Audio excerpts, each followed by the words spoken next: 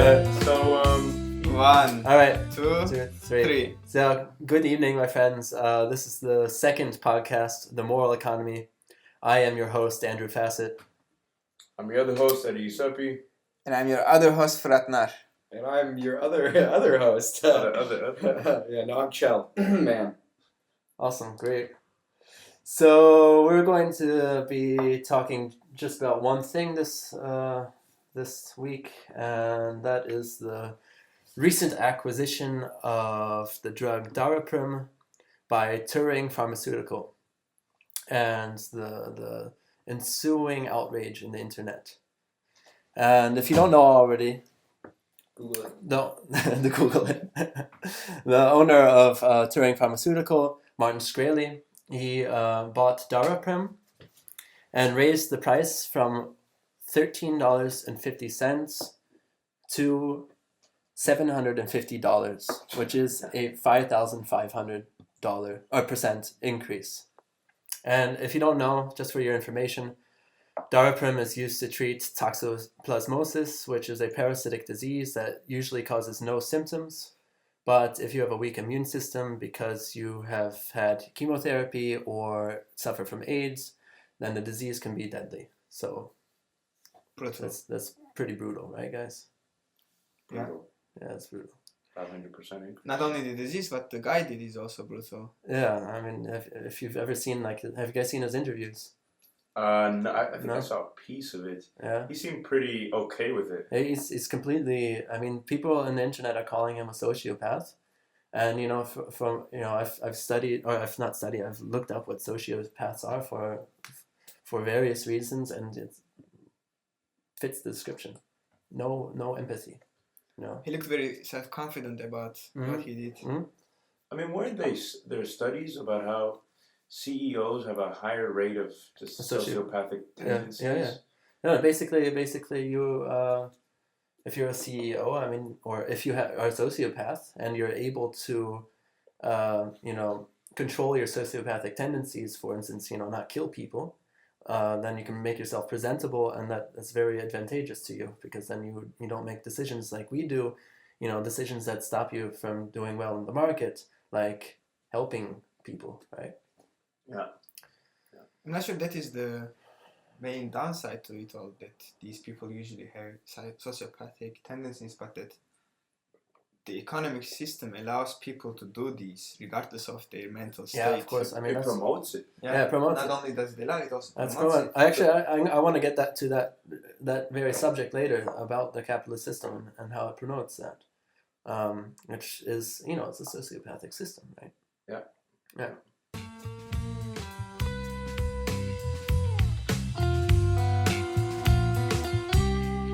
We're sick and tired of all your lies, your unwillingness to compromise.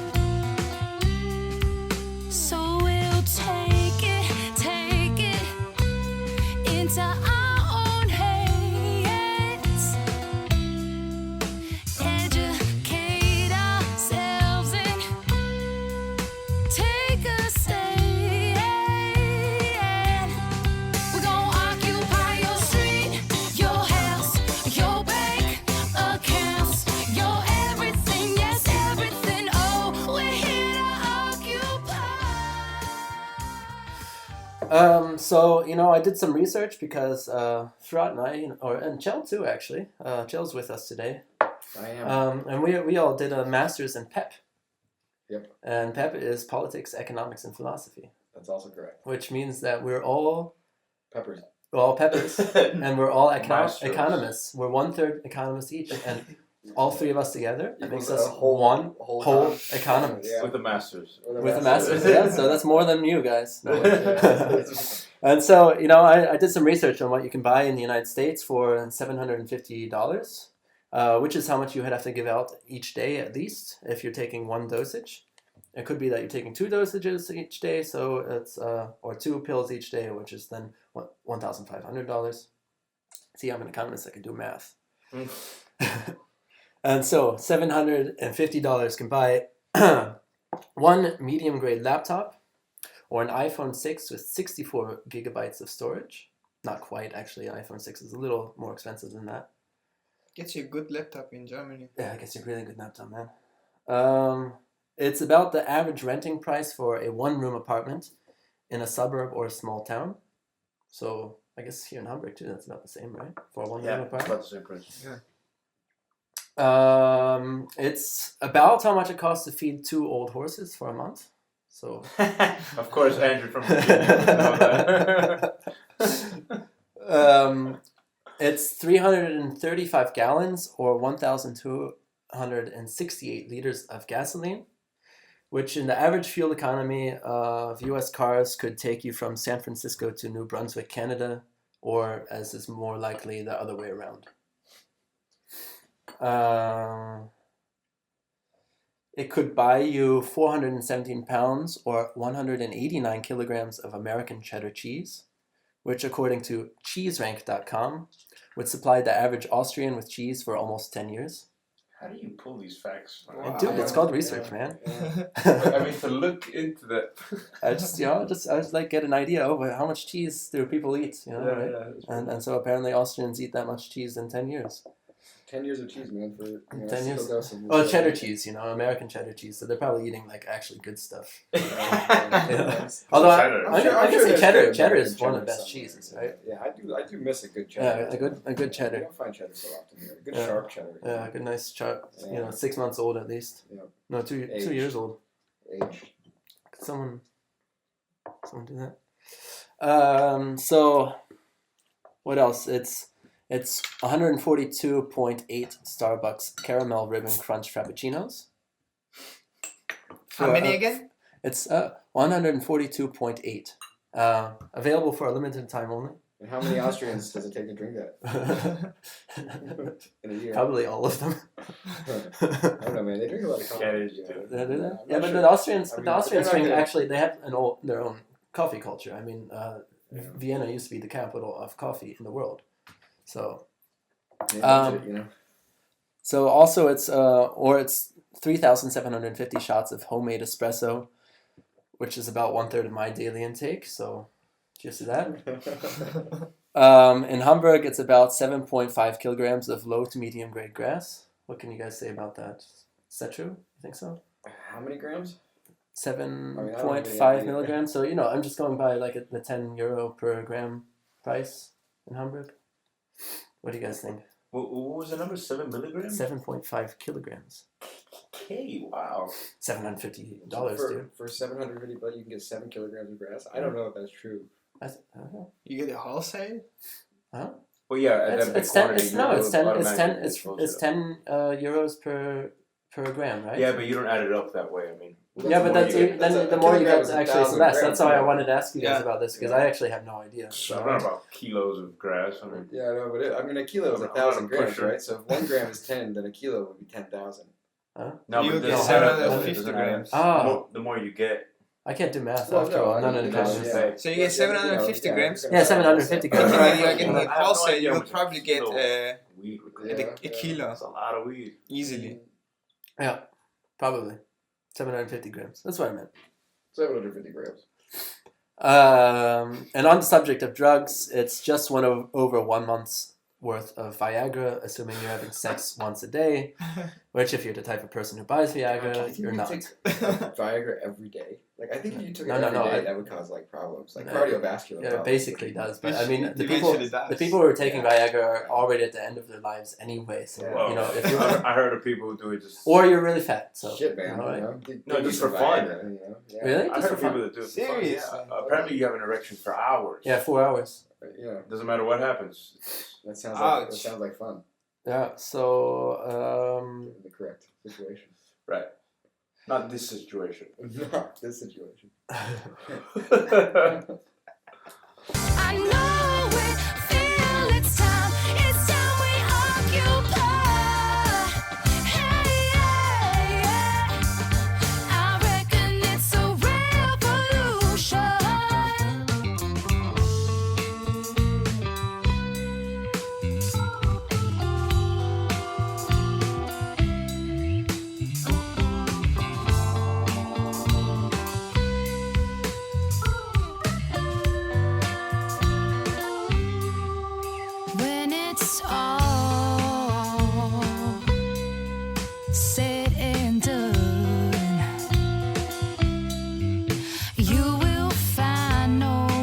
place to hide, nowhere to run. So, By the way, yeah. Hey, guys. Beer, you know. What's hey up? guys, how do you say his name again? Is it Skrelly? Skrelly? I have no idea. I can't Skrelly. I heard Skrelly. or But it's something. SHKRELI. How would you say that as an American? I don't know. Skrully, Skrelly? To me, it sounds a little Skrelly. Albanian. Yeah. but the sh, that's kind of German, isn't it? No, it's SCH. Doesn't have the C. Oh, it doesn't have No, the it's sh. SH. Yeah, it's no. SH. Yeah, but when a lot of immigrants immigrated to the U.S., their names changed. That's true. That's What true. happened to my family? But it still doesn't sound like an I at the end, or like a E at the end doesn't have. So are people Okay. actually paying this price then? Like, I mean, if I was like getting this medication and one day it would cost $17 and the next day it cost $5,000, No, I'd probably be like, I mean- fuck, well, I guess there goes that medication. Yeah, exactly. Well, I mean, it would Unless depend my on insurance is I mean, gonna it's pay the for it insurance, all right? anyway. The insurance company is the thing that then usually would pay for it, right? Okay. So Yeah, we would hope. we'd hope. Anyway, so according to Shkreli, the drug actually costs $1 to make, although there are other costs, he says, Yeah. such as distribution, paying people to make it to specifications, as well as paying off the Federal Drug Administration. Is that a quote? No, that's not a quote, but that's his. I gotta pay them off too. No, but he says that basically. He says paying off the FDA, Okay. and I'm just. He says he doesn't say what these payments are. Bribing, I don't know. It's funding. But That's how the FDA works.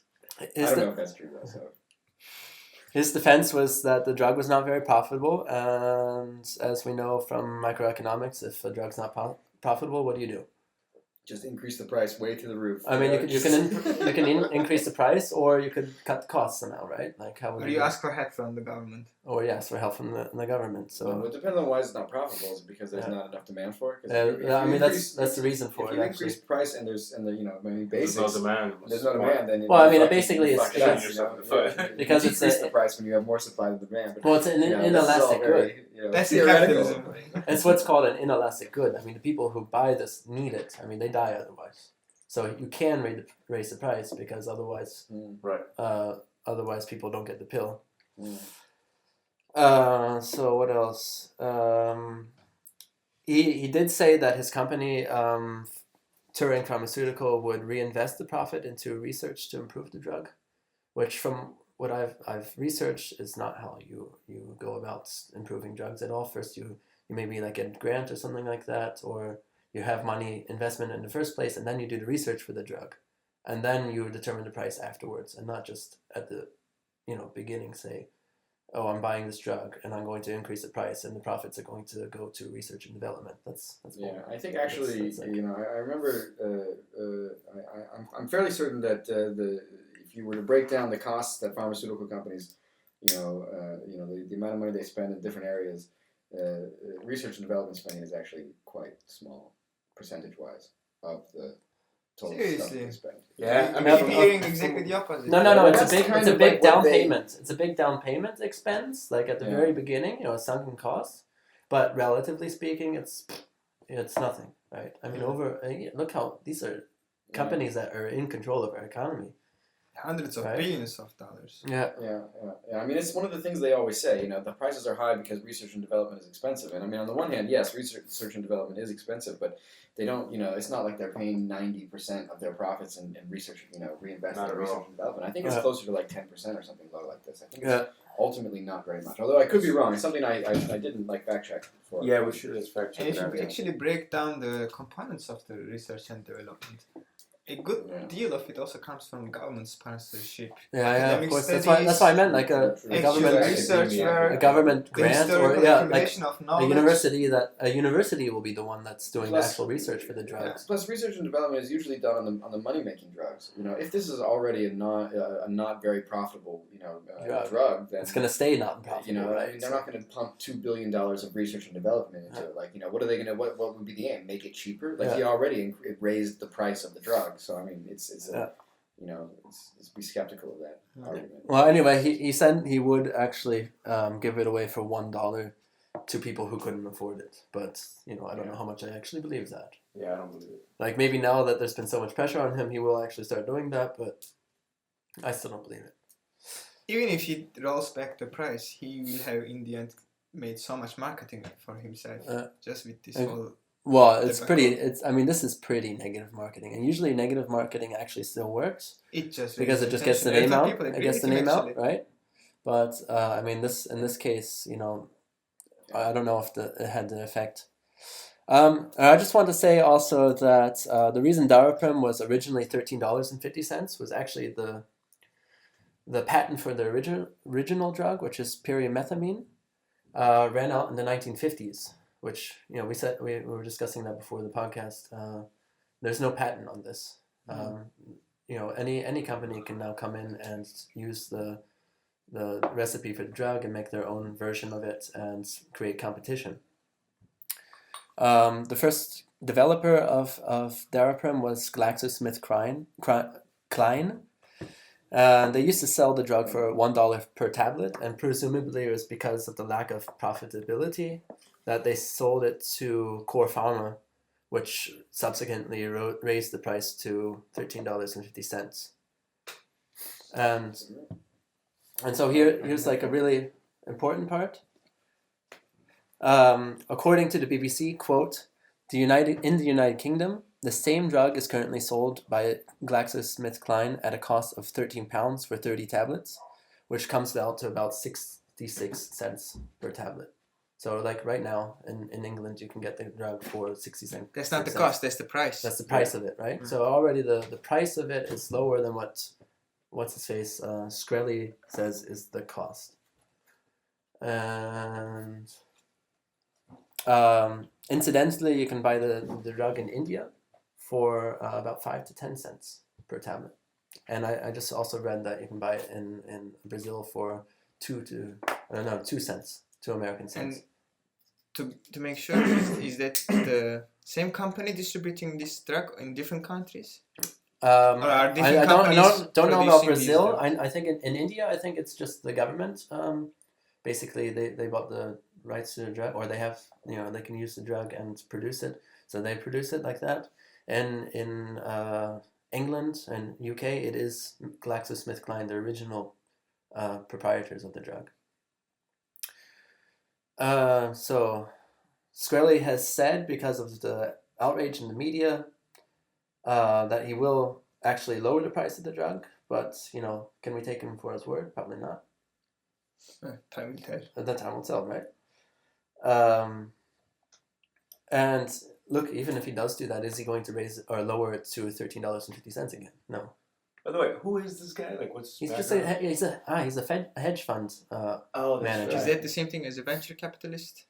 No. I think he was a venture capitalist. Hedge fund guys are they like the gamblers of the stock market? Yeah, they are pretty I much the mean, gamblers of the. It's fast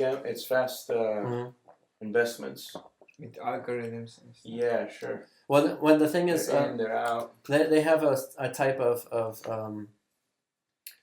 it's kind of similar to mutual funds, but mutual funds have government regulation and hedge funds don't. So they are the ones that basically make the riskiest investments. Isn't Warren Buffett the big hedge fund guy? I don't know, actually. I actually don't know much about Warren Buffett, although he's no, supposed to be like a philanthropist, right? Like Soros. Yeah, he's the American version of Soros, and he has a lot more money too. I think he's the second or third richest. It's him, Carlos Slim, and Gates. Right. They're the three that moved through the ranks. Heaven should notice, it's everyone, and we're coming for you. It can't be undone, won't be undone. We're gonna occupy your street, your house, your bank accounts, your everything, yes, everything. Oh, we're here to occupy.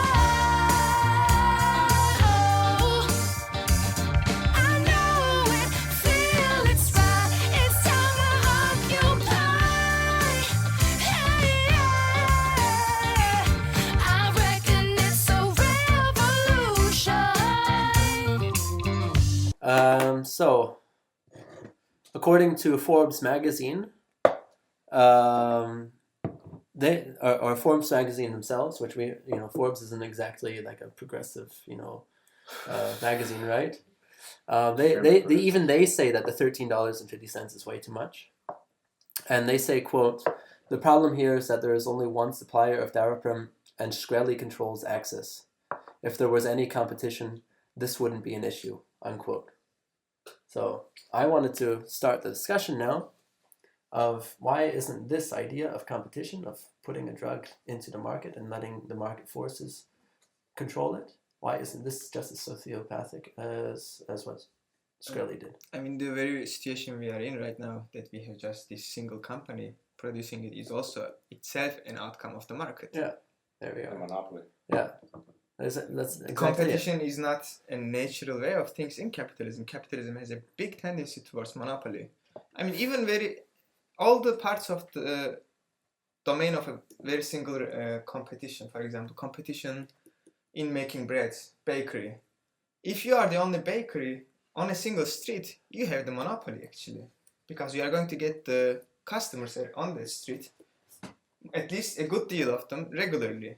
Right. And if another bakery opens on the same street, then you are going to get competition, and you are going to try to drive each other out. Yeah, but I mean, also doing that, I mean, we learned in PEP about median voter theory, right?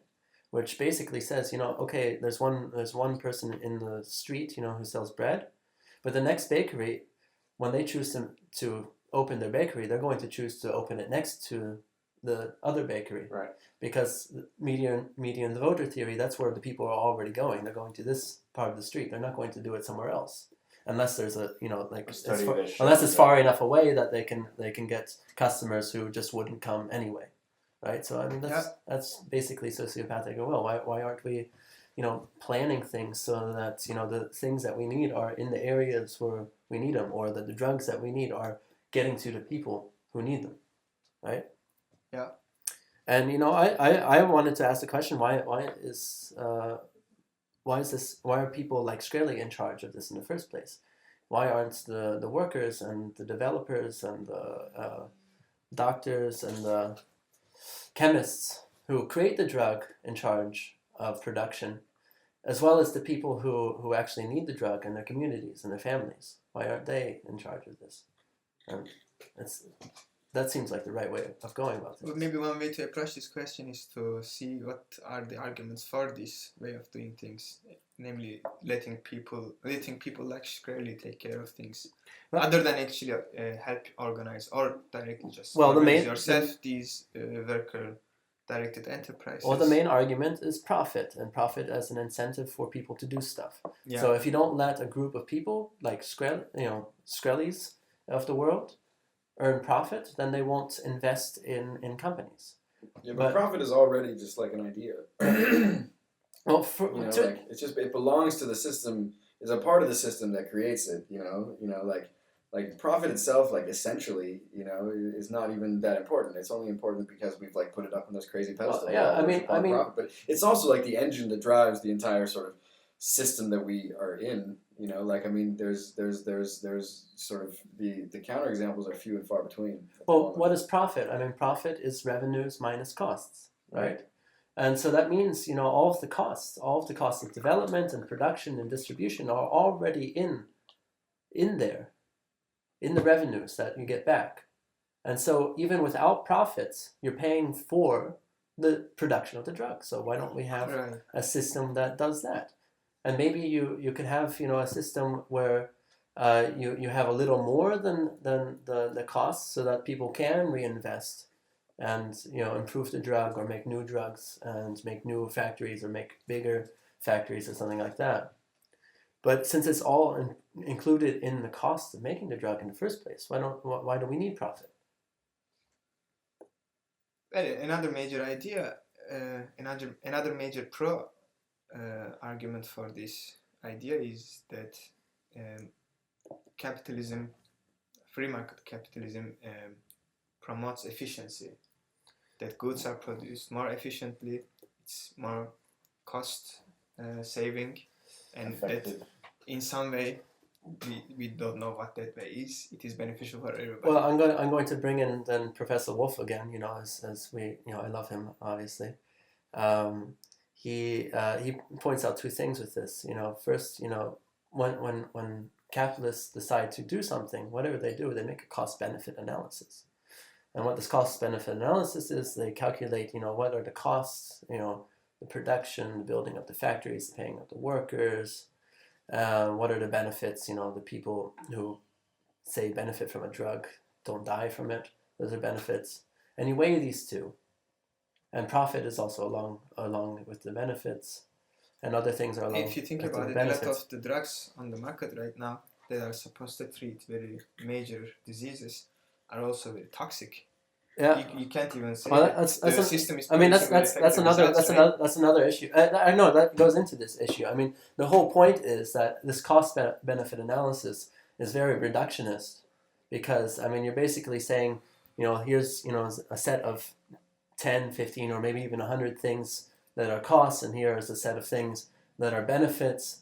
But in reality, there's just innumerous costs and innumerous benefits, and you just can't calculate this actually accurately or in any sort of way know what's going to be the outcome at the end. You know, you can make maybe a best guess, which would be good, but why don't we then make an economy where this best guess doesn't end up in huge externalities? Yeah, this is a big another big idea, another big argument coming from the pro-capitalist camp.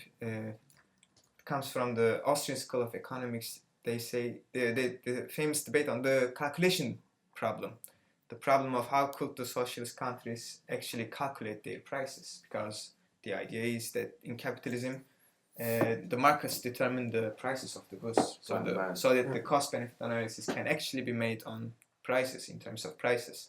Yeah, you know, I think that this is a really good argument, you know, like at the time at least, you know, because in the examples that we have where governments just sort of centrally plan the whole thing, they tend to do it rather poorly in the end, you know. But the thing is, the material base has changed, right? You know, to like get, you know, materialist with it. I mean, we have the fucking internet now, man. We already in marketing, you see like an evolution towards this sort of, you know, consumer in this, like a single individual sort of targeted marketing. You know, like I can get like custom made goddamn t-shirts off the internet delivered to my house like in 3 days. Like, you know, and those t-shirts were made specifically for me, and the companies making those t-shirts are making good money, you know, but with this same, you know, basis, with this same tool, we could easily, you know, say this is what we want, and then have, you know. That's a really good point. But I mean, what you're saying and what you just said is, you know, the idea of socialism was always that the government would be planning things, and obviously that makes it then difficult. How are they going to set prices? But that's not socialism. That does not necessarily be our entire horizon of socialism. Oh, no, I mean, it might be a small part of socialism, but socialism was always workers controlling the means of production. I'm not sure whether that is necessarily also a big problem, because it also depends on the way you define socialism and work it. Socialism, first of all, in my opinion, should mean the unlimited access for everybody to common resources, and that everybody will be able to contribute to the society by using these common resources, so that things would not necessarily have to be commodified. Yeah. Commodification is an obstacle. Yeah, and when it comes to a point where, you know, a resource has like scarcity or something like that, then the society should be able to come together democratically and decide, okay, what we're going to allot these resources to these things that we see as important, and not let it to a market, you know? Yeah, and you could do that pretty simply with the internet, because you just be like, hey, what do you want to use these resources for? And there'll be like an online poll, and if you care, bam, you know, you maybe log in with a number, and then just cast your vote, and then, you know, you have nice, you know, data all about it, and it's like, well, it's like people really want shoes with these resources, so let's and then they can also with the internet now, I mean, they could also say, hey, what kind of shoes that I want too. They can actually demand specific features of shoes, and then the company can say, okay, we can make that, and we have, you know, this ability to make it at this budget, and then people can actually say, okay, we agree with that or not, right? And that, because it's democratic, you know, people are agreeing or not, and it's not just like a company offers something and you can pay for it or not. I don't know about the budget though. Like, we don't have to pay the company; they'll just do it, you know, because like it's for them too. You know, like, I mean, basically, if you have access to Yeah. a factory, you know, and like you Yeah, no, know, I mean, people want it's this not, thing it's, and you it's can not make it in the about just factory, then paying you like paying wages. I mean, maybe Yeah, that would yeah. be like the beginning, but eventually the company is going to incur some sort of costs, and so they are going to I have to guess- have I some guess- remuneration at the end, right? And that's the idea of paying that I'm thinking of. But I mean, remuneration in what sense? Like, are we then bartering away these shoes that we would I don't know, I mean- democratically agreed on? I mean, that's pretty difficult, right? Like an idea of an economy without money. yeah. That's I think That- something for another podcast, It actually. could be. You know, it's a little far out there. You know, I mean, how you know, utopian do we want to be? I mean, I don't want to be a downer in the conversation, but what we're talking about makes me think about our current state and how consumption is created. Yeah. And how that's that's the whole point. Yeah, I mean, would those kind of mechanisms that Cho was talking about with marketing want to be used in people-controlled society? I mean, that's I think it's a good conversation to have, because I personally I look at my contemporary society and I see how consumption is created. And We all want iPhones, man. Shit. Yeah, that to me is just. I mean, I talked about how that's the same thing as the iPhone 6. What is there more that's representative in our society of marketing than an iPhone 6? I mean, the people who buy that, they're just like, I want a status symbol, basically. They've been driven into their heads that they need a status symbol, where there are other people who need Daraprim, who it's not driven into their heads. They actually need it. You know, it's something that's a life and death basis sort of thing. So there's no real marketing for it, because what's the point? And they have to pay the same as a freaking iPhone. It's a great point. That it also goes to show that capitalism is totally indifferent to use values. What it needs is the exchange value. Can you explain use and exchange values, please? So what we have in capitalism is commodities. That everything has the form of a commodity, and the basic product of our social production is a commodity. That's the most common kind of product that is found in capitalist societies. And a commodity has both a use and an exchange value at the same time. Things are produced because people want them. These things have utility for people. That's why they are exchanging. And in capitalism, they are also exchanged with each other. Commodities are exchanged with each other, which means that money is itself also a commodity. So we go buy things because what we want is the utility of this thing that we are buying with our money. But for the capitalist, this is just the exchange value. He is indifferent to the use value. It doesn't matter to him if the drug is toxic for the consumer. I mean, gambling is a good example of this, right? Or if the product has anything to do with his own set of consumption. Yeah, exactly. Yeah. What matters for him is the return on his investment. Yeah, which explains a lot of things, you know, like oil, you know, or CO2. Or malaria medication. Or medication. I mean, we want to get away from CO2, but, you know, people or companies already are deeply invested in CO2 producing activities. And so they don't want to change, and they're indifferent to what happens if we all buy CO2. I mean, we could buy gasoline and just pour it on our faces, right, and set ourselves on fire. Well, no, we couldn't, because then we wouldn't be repeat buyers. Right. But and that's another interesting thing to talk about, right? But we could burn down forests or something like that. They wouldn't care, right? You know? Yeah. I mean, it turns out that the use of these products has very negative use value, in the sense that they pollute the shit out of the environment and do a bunch of bad stuff. But the exchange value, as you're saying, is quite high for the companies that sell them. So they can ignore, you know, all of the negative externalities. Yeah. And just make the money. Externalities, guys. I was about to mention it. That's why the system does not necessarily produce the goods needed, although this is what it actually celebrates. Right. Yeah, exactly. That's the efficiency thing. It says it celebrates the fact of producing the goods that are needed efficiently, or that's the efficiency that it's only producing goods that are needed, and Happy Meals. Yeah. And you know what? And to me, that's the strength of a WSDE. Yeah. Because it's community run, because workers actually get to decide what's produced, how to produce it, what to do with the profits. You're not going to create products that are bad for your community because you live there. You're not going to pollute your community because you live there. You're going to make sure that your education system locally it's going to be a well-functioning one because your kids are going to those schools. And what we see in contemporary society, I don't know, I want to speak maybe for the U.S., I don't know about Germany so much, but it's not like that, right? I mean... Yeah, I mean, they make it out as though it is like that, you know. Yeah, They say like, you know, your tax dollars pay for education, you know. Yeah. But the whole system is so much more complicated. Well, no, it's funny. The capitalists use basically socialist arguments Right. to justify capitalism, right? Who said that? You know, capitalism is the socialism of the wealthy. Yeah, I think it's a meme on the internet everywhere, right? So I don't know. I think even Earth Porn has said it once. So I don't know. Yeah, I mean, but it's a good meme. Yeah, it's a good meme. Let's push it. Very good example is we were watching this Michelle Alexander. Yeah. We watched her talk with TED Talk. was the TED Talk last Oh week? no, we saw part of a TED Talk, and we was on also a saw. show. Yeah, what was the guy's name? The old guy. But Cool yeah. dog, Anyways, yeah. Seriously. Yeah. So what she was speaking there about the privatization of the prisons.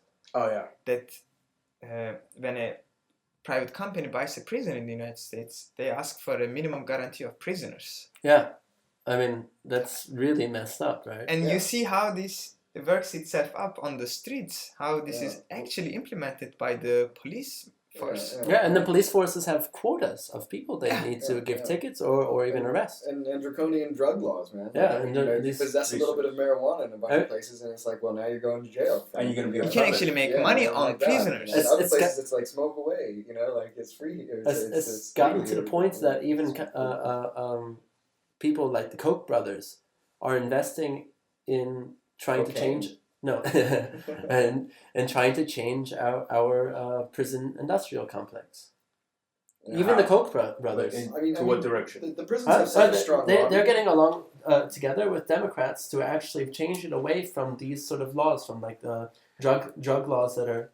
But you know, it's interesting because I think I would think someone like the Koch brothers would see the potential for all these felons that can't join the workforce. Yeah. I mean, they take the economic kind of neoclassical look at it. Say, okay, if all these people weren't felons, they could get regular jobs, they could become professionals, contribute to the society. Yeah, but you could also just pay them as felons to do low skilled labor work for pennies on the dollar, man. That's what it's happening. Yeah, that's why it's such a lucrative industry. I mean, they have a huge lobby. You know, that's why they try to, and they do try to keep things like stricter penalties for drug use and possession, and they lobby actively, for the drug war and stuff because they want to, staff their fucking prison factories, man. It's a problem. It's a big one. Yeah. I mean, we have more prisoners in China, Russia. We're 5% of the world population in the United States, and we have 25% of the world prison population. And Alexander gave another figure, like the current number of black prisoner population in the United States is larger 60%. than the entire prisoners in 1980s. Yeah. Wow, shit. But, If I'm not mistaken. Yeah, no, that's right. I remember. Yeah, that's right. Yeah. And then you come out as a felon and you're disenfranchised and can no longer vote. Yeah, and you can no longer vote. You can receive welfare, food stamps. I mean, even companies like McDonald's won't take felons as workers because. I mean, it's bad policy. I mean, why would you do that to a segment of your society? Like, I mean, you're basically just creating the conditions for fucking and given anger, the history, the segment of society that's targeted. Yeah. I mean. Yeah. I mean, let's be real. Let's be real here. It's racism basically. Yeah, systemic racism. Systemic racism. I mean, it's targeted at black people mostly, black and brown, and Latino community as well. My Latino brothers. And exactly.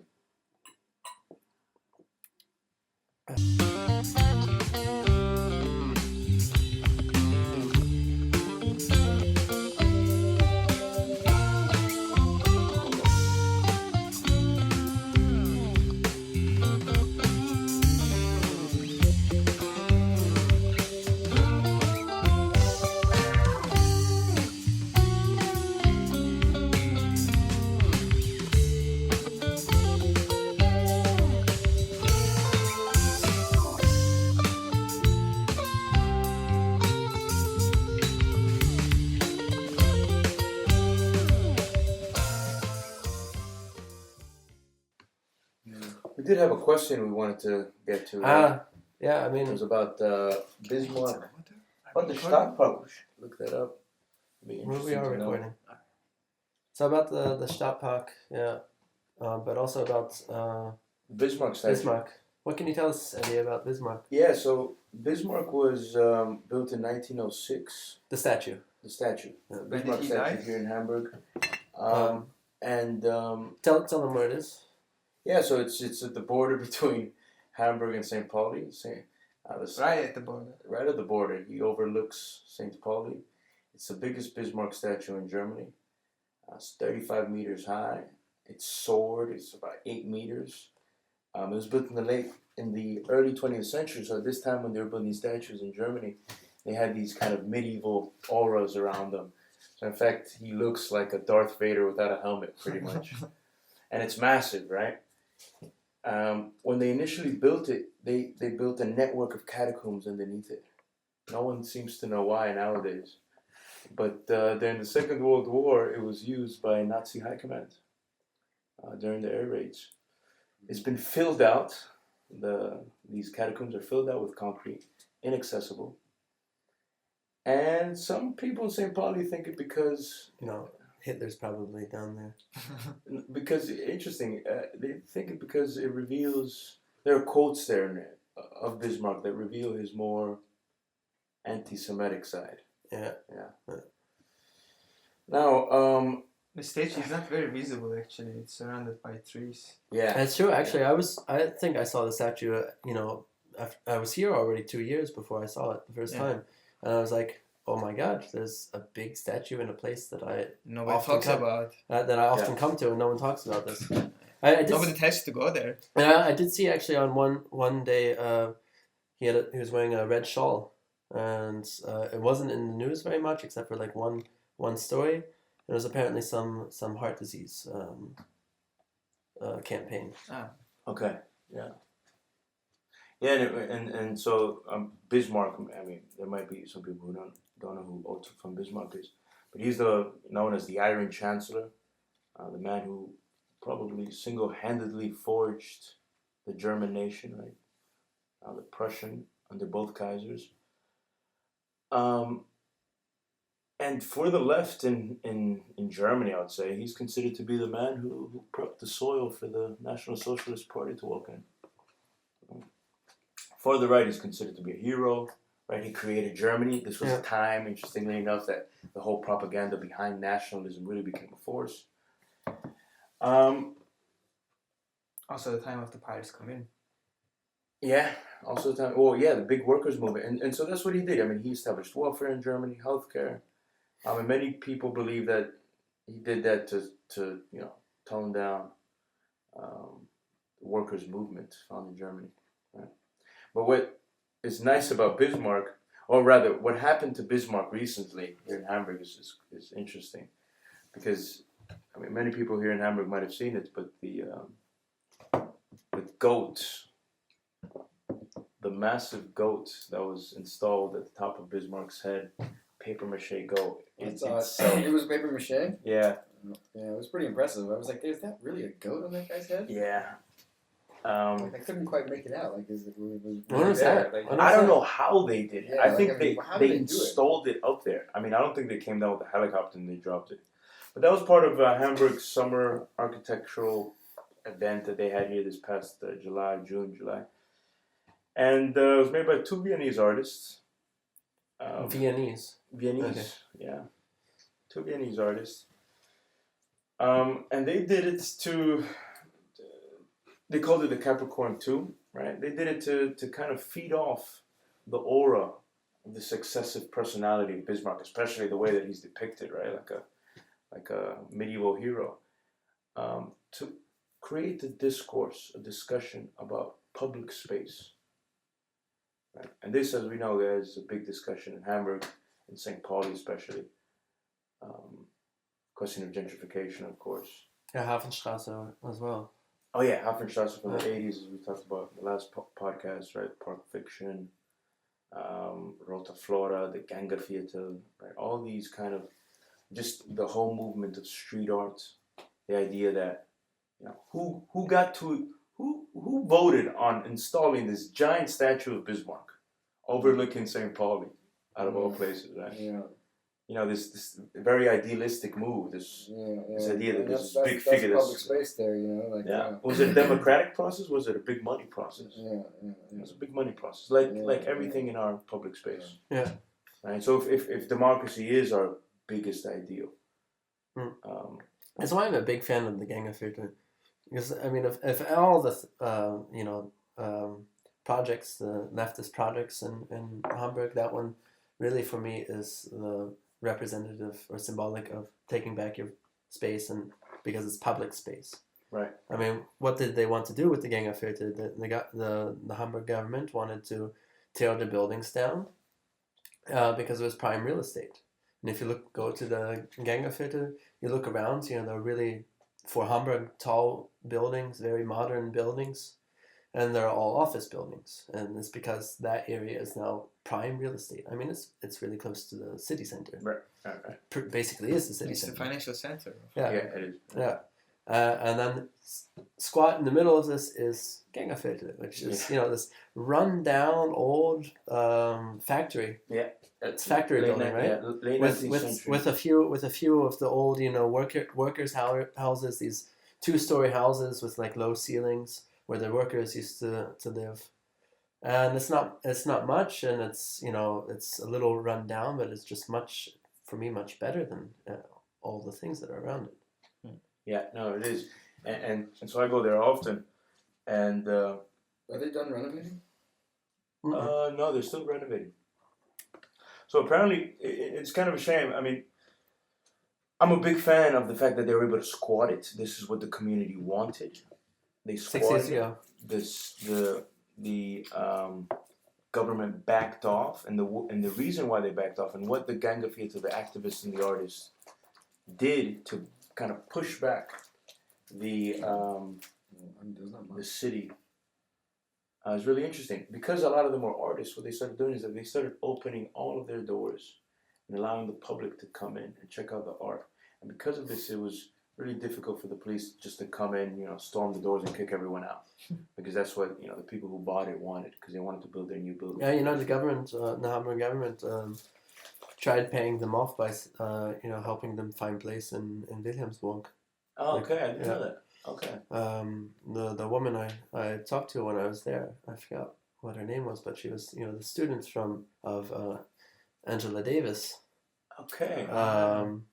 And she's an artist, and she was talking about how the government paid off a lot of the artists to go start their thing in Wilhelmsburg, and so is very lucky that a big enough group of them said, no, we don't want to move, we're going to stay here, because it could have been that like too few people decided to squat, and right. Yeah.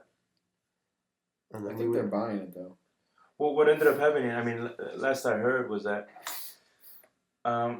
they've had to kind of make amends with the government, and so they are going to start paying rent. Yeah. But it's going to be at a subsidized rate. And it's funny because it automatically changes the dynamics of the occupied area. During its more radical occupation, let's say, more of the shops inside. So what's found there? A couple cafes, couple clubs, couple bars, couple shops. Yeah, People's Kitchen. That's right. A lot of the things that were there, all the products and services that were being offered there were at a pay it forward kind of economic philosophy. You pay whatever you think it's worth, but also because what you get initially has already been paid for by someone else. And if you're happy with it and you think someone else should also get it in the future, then you could pay it forward. But because now they made this deal with the city, a few of them have had to change to the set price kind of standard kind of. Yeah, actually, I can't see the city allowing them to keep on this pay it forward thing. I mean, that would set an example for other people, right? Right, but you see how it does it indirectly, because it pushes it to have to pay something. The dynamics within the squat also changes. They start changing their philosophy. Yeah, exactly. That's what I mean. I mean, the government. Absolutely. wouldn't allow them to. Obviously, wouldn't allow them to just keep this, pay how much by donation. Basically, that's Right. what it is. Well, they like had rent. like They Vipassana. charged rent on a per square meter basis. It wasn't much, but even before the renovations. Well, it's a Genossenschaft, so they pay for the Yeah. they And pay for the Genossenschaft. costs. They also agree on the costs. Genossenschaft is on a on the rent. cooperative. It's usually a cooperative for housing situations or community situations, but it can also just be a company as well. It can be a Genossenschaft. Yeah, then they agree on it all. However, only about 20% of the people who live there show up to their own, decision-making meetings. Yeah, but it's more than in a normal company or Yeah. apartment building, right? That's right, Where that's no right. one shows up to the decision-making meetings because there are none. Yeah, that's right. But yeah. Good point, my man. But but the meetings are of course totally open and announced, and if they're like, we're gonna have a major rent increase, then suddenly lots of people probably would show up to the meetings. But anyways, this thing of participation is a good question. I mean, and that's part of, I think, the ideas of WSDEs with the fact that, yeah, sure, initially maybe, when it's Yeah. democratic, workers controlled, I mean, that's more or people, less the so many model. people won't participate. But just by having these kinds of institutions, it's going to start paying itself off Well, with future generations, because they're going to start contributing to societies that want these kind of ideals. Like in schools, the idea of cooperation, instead of everything's individualized within our classrooms. Right. But more, group work kind of stuff. But I mean, promotes in a model like that, it's discourse. good if only 20% of the people are showing up to the meetings. It means that everybody else is happy enough with the situation, like the people in Gangerfjord.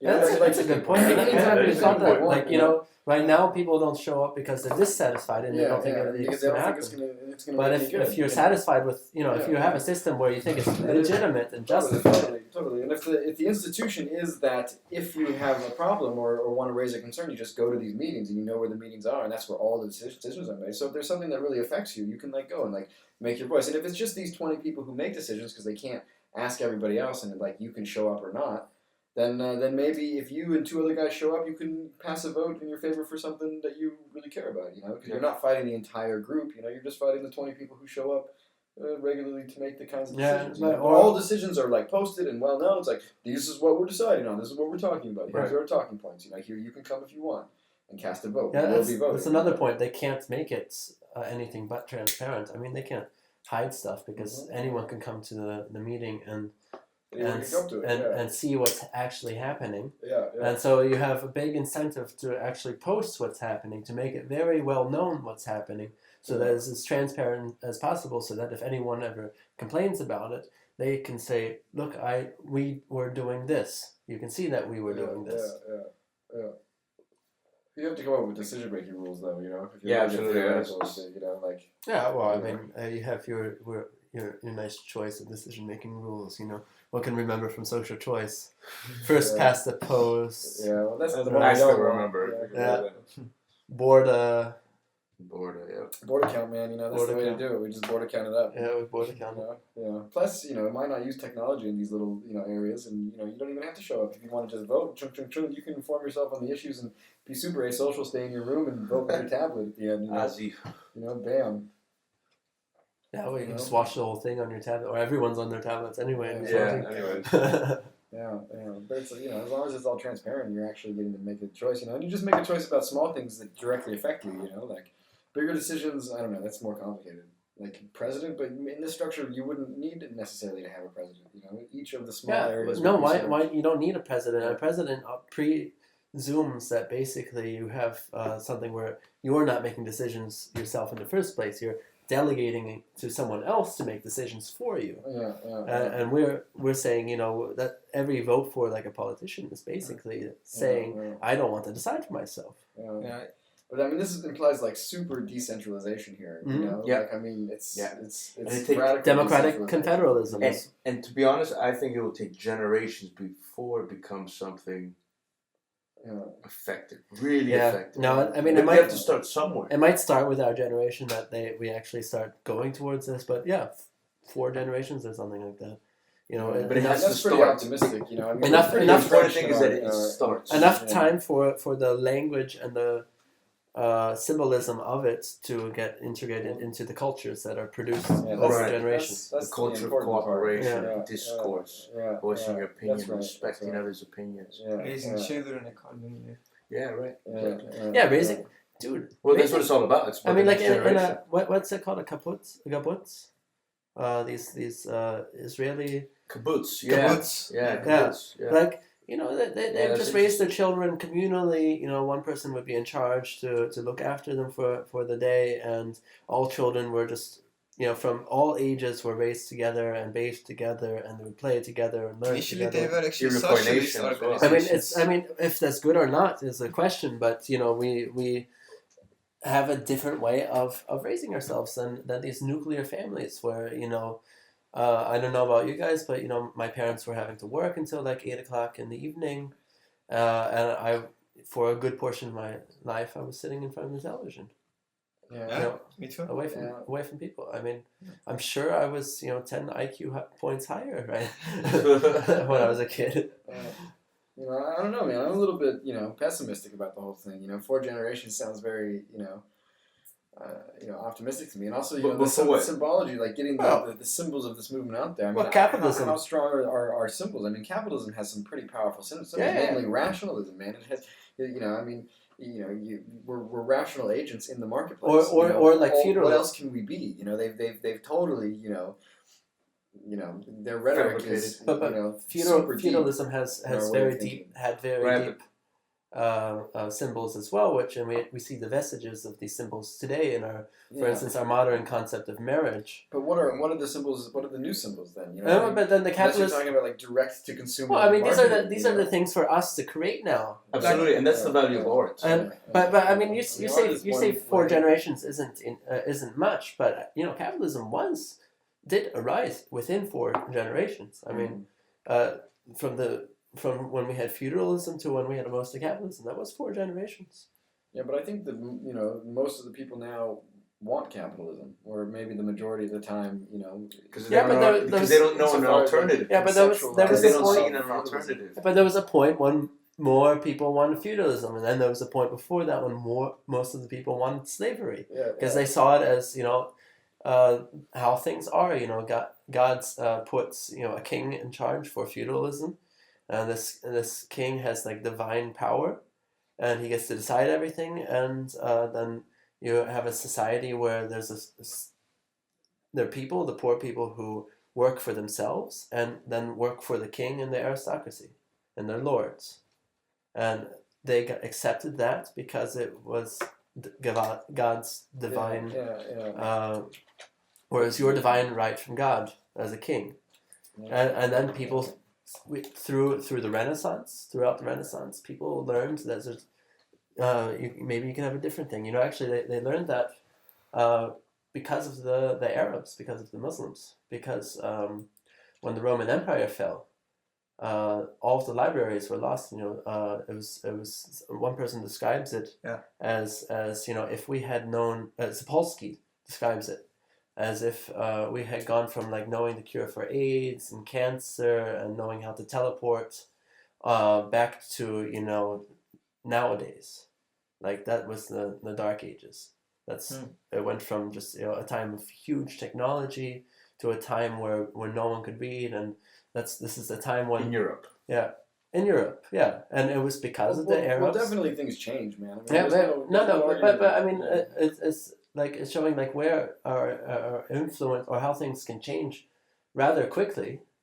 Even though right now we say people have this one symbolism and one system with symbolism that they think is work and they're for this, and then within several generations, because we say we find something new, like when the Europeans invaded Spain, what they found was a library. It was a very small library by Muslim standards, by the Moorish standards, but it was the first library that any of them had ever seen, and they saw the first writing that any of them, or books that any of them had ever seen. And then within a few generations, things had changed. We had then That's when our legal systems that we know today started developing. Yeah, but that's also a fundamentally different situation because they course rediscovered it's a- ancient knowledge. We are, Of course, it's a discovering new fundamentally different situation. But we Yeah. have discovered, for instance, with Marx, that we can have a society that is all equal. Well, have we and where we discovered that? I democrat- mean, we've tried kind of, and it hasn't been great. Yes, I think we've discovered it. I mean, there was a point when We people- discovered an idea of it. Yeah, we've discovered the idea. proposal for Yeah, it, the internet is also leveling that across the yeah, globe. the internet, for instance, I mean that could be one of the discoveries that Yeah, you. but the Marxist symbols are already pretty well known. The whole symbol. Yeah, but they weren't well known in the Renaissance, for instance. Well, that's because they didn't exist. Yeah, they didn't exist, and now Well, but the capitalist ones are the more recognized ones. Yeah, but eventually around things the world. change. Well, I mean, eventually things will change. I mean, eventually people, because for instance, because one system clearly is better than the other, it can then push out the older system. I see more impetus really in the direct to consumer, production than in like democratizing the workforce. I mean, I think that would be awesome, and I hope that we, are able to create democratic organizations, within democracies. Like why shouldn't my company be democratically organized? Like bullshit. Flexi time exists in other companies, but I can't have it in my company because the management said you don't get to have flexi time. Like, can't I just be like, I vote for flexi time? Like, come on. Like, other people do it. Like, why can't my company do it? Something like this. Of course, a company should be democratic. I'm sucking on candy. But I mean, like, if there's any sort of, revolutionary potential, it's in this idea that if a few people get together and maybe buy space in a factory, some sort of, like, factory space, they can produce a niche good through the internet, directly for somebody who wants that niche good. Yeah. And so then you get some sort of, anarchist structure. But, it's not really that because it's still super capitalist and it's still, like, participating in this capitalist framework that we've developed, I mean, we even talk about it. We talk about direct to consumer production. I just made that exactly. up. But That's I mean, capitalist when words, when we went from feudalism to capitalism, it was first capitalism was working within a feudalistic framework. What was happening is that it started with merchant capitalism. It started with merchants who were crossing the Mediterranean and were seeing, okay, there are these rich lords who see, well, I can have like get a lot of land, and with that land I have a lot of wealth, or I can invest my money in gold, and then buy commodities. And that's actually how it works. So that you already had lords who were rich and who were able to take advantage of capitalism. And now we are people who in capitalism right now, who are in a position where we can now start actually taking advantage of socialist ideas or communism. Right. Through this way that Chell said. Yeah, I guess that's true. I mean, I think it's in small scales. It's already happening, right? Yeah. It's important to somehow connect all of these different movements all over the world that are already happening. Once they connect, once they network, I mean, through the internet, I already see. Yeah, the internet is the game changer. Potential. The internet is really the game changer. On a material basis, man. But I mean, that's right the now, historical it materialist point of view, right? Somehow Material it basis needs to changes, so then. Oh, I mean, it's just a Absolutely. coordination problem. We just need to sit down right now and all decide that we want to do it. If we actually did that, then we could change. Oh, you mean like storm the palace gates? No. I mean, we don't. Again, I'm going to bring up Sapolsky. He mentioned in 2010, we're going to have a revolution where people just stay at home, and through something that happened on the internet, everything had changed. And then 1 year later, in 2011, the Arab Spring happened. And the Arab Spring, as we know, started as viral videos in Twitter. And so overnight, something had changed. The thing that had happened was a man in protest set himself on fire. And then the video of this went all over the internet. But it was the ability to go off the internet that from one day to the next, everything has changed. It could also have bad things, Daraprim, right? Similar things. From one day to the next, someone can change the price of something, and it's all over the internet, and the next day Walgreens was already posting it at $45,000 per month is what you spend. Who broke the story on that? No, I don't know. But How many times does that happen and we don't even know about it? Yeah, that's and then the internet again steps in also, however, and there was an outrage on this. Somebody So puts the it on internet, Reddit, man, and then you know. But someone Everybody still has knows. to put it. yeah, you know, someone still has to put it, right? But everybody can access Reddit. And if you're a good Redditor, you see that, you say, "Man, I get, you know, gold star for this." Get a lot of points. yeah. All right, so we've come Are to you guys full, writing on Reddit? guys. We've come to full circle. So Favorite? I'm gonna Yeah. do this now.